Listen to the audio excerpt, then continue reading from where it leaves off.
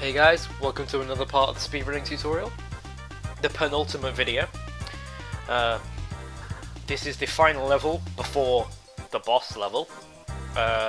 This is where we fight Mr. Skops as well. Only one screen and then the boss fight. Two phases of the boss fight. There's a lot of tethering techniques, but like in the Crystal Palace one, you don't have to do them. You can just go the safe way.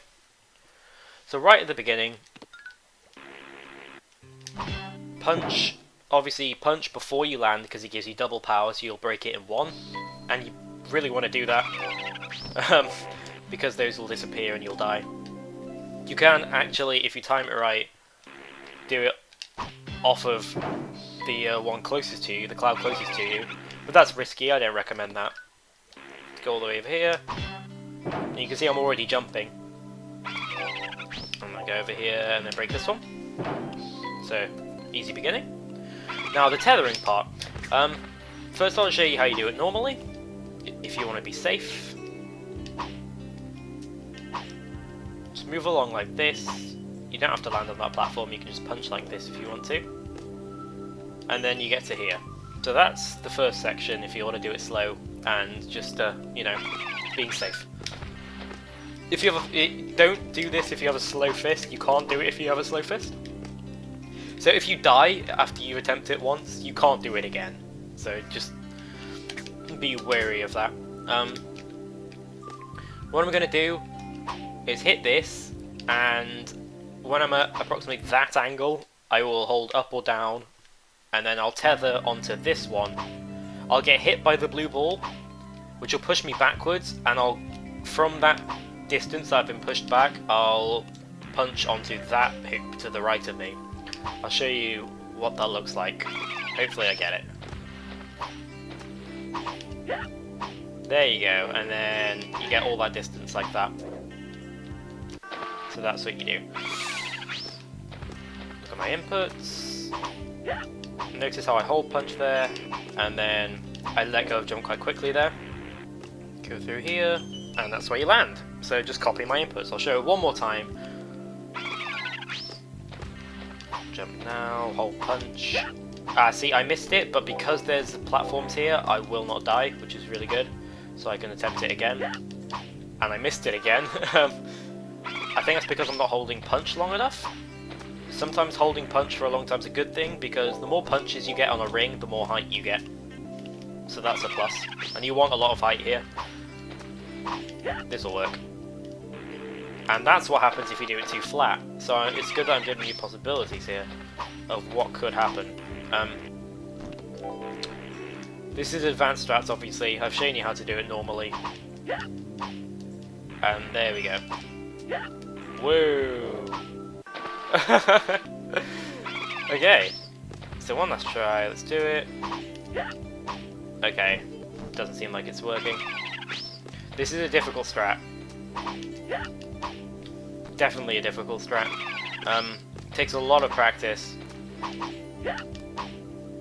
There we go. Okay, so now we're back where we would have been. This bit, doing it the normal way, just like this. Very simple. Because you're safe. You can also go to about here and just tether it along like that. So jump, hover, jump, hover, jump, hover, and you're punching as soon as you hit the ring. Make sure you're holding jump when you punch the ring. You have to be. And there you go, just like that. Or you can go to about here, just to the left of the thing. That's my marker. Just to the left, punch, hold up, and you get a really huge swing. That's what happens if you don't get close enough. This should work. There you go. So that's another thing you can do. So again, a few more options, then you can just break that cage. You have to go over to where the P is in order to activate these next swings. We're not going to use them anyway, but it's going to activate the cage that we want to get.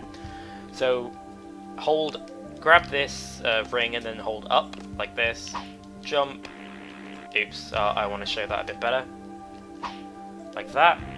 Then I'm going to mash X so I hover for a tiny bit, and then I can just go across like this. I can tether it if I want to, but I don't recommend it. So, grab, up, let go, punch, mash X so you get the copter out, like that, and then just keep travelling. But now get that, if you want to, obviously. So we're going to jump up here. What we're going to do now is, I'll show you it. Jump over here. Oh, wow, that wasn't what I wanted to do. I'll punch the cage. I'm going to look to the left, so that when the spikes that it's on hit me, I'll be pushed into the platform that they're on. Because I obviously move the opposite way. And then I get up here, just like that. Jump, hover, punch and turn to the left.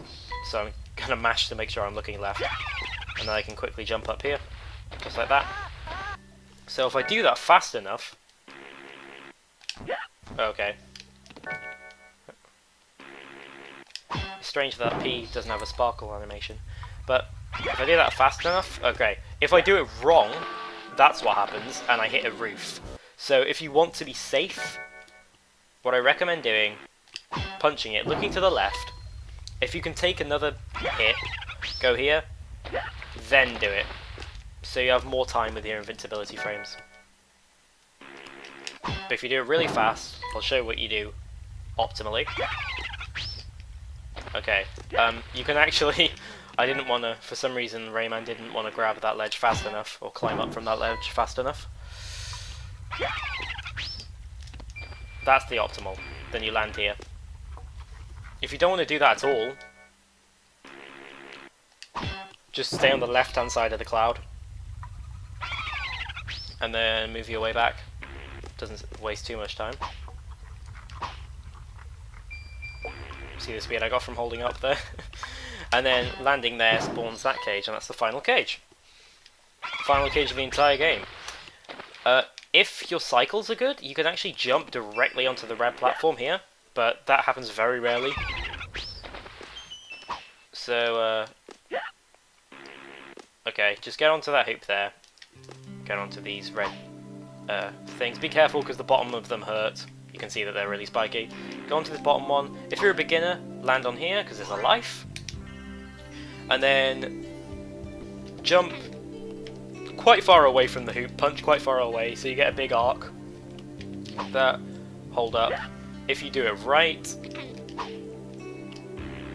well, I actually have some pretty bad cycles here.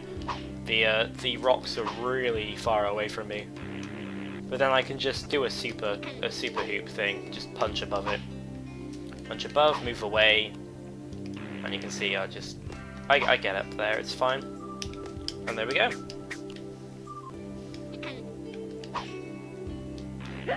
Sometimes you can actually get hit by the rock and land on top of it from boosting. It's cool when that happens. Just like that. And there you go. That's the final screen before Mr. Skops. So now we're at Mr. Skops. Punch him, or wake up. There's two different cycles that these rocks can fall at. I hope I get the normal one. Okay, this looks like the normal one. This is the one you get 90% of the time. So just jump over him. Jump just to make sure. Whenever he hits the ground, jump just to make sure that it's not the one you're landing on. Okay, what he's going to do now is get rid of the one I'm standing on. So I'm going to move over here. And now, what I can do is just do like I was doing. And then what I'll have to do here is hover and grab this ledge. Press X, hover, grab the ledge. The third time, press X, hover, grab the ledge. That's quite risky. It's difficult. I didn't really fail it much, but I have seen people fail it, so I know it's difficult. Another thing I found though, which I've seen a couple people use, is just when he's about to hit you, see that animation right there? Move towards him and jump. And you can see that this rock has spawned again. So run towards him, get hit, and then you can just move to the rock. And this rock doesn't fall, so you can just stand here and wait for him. to do his thing. So you can either hang on the edge or do that. Just keep in mind that wastes health, 1 bit of health obviously. Jump up to here, stay on the left hand side, just to make sure that the blue balls don't hit you. 1, 2, and jump.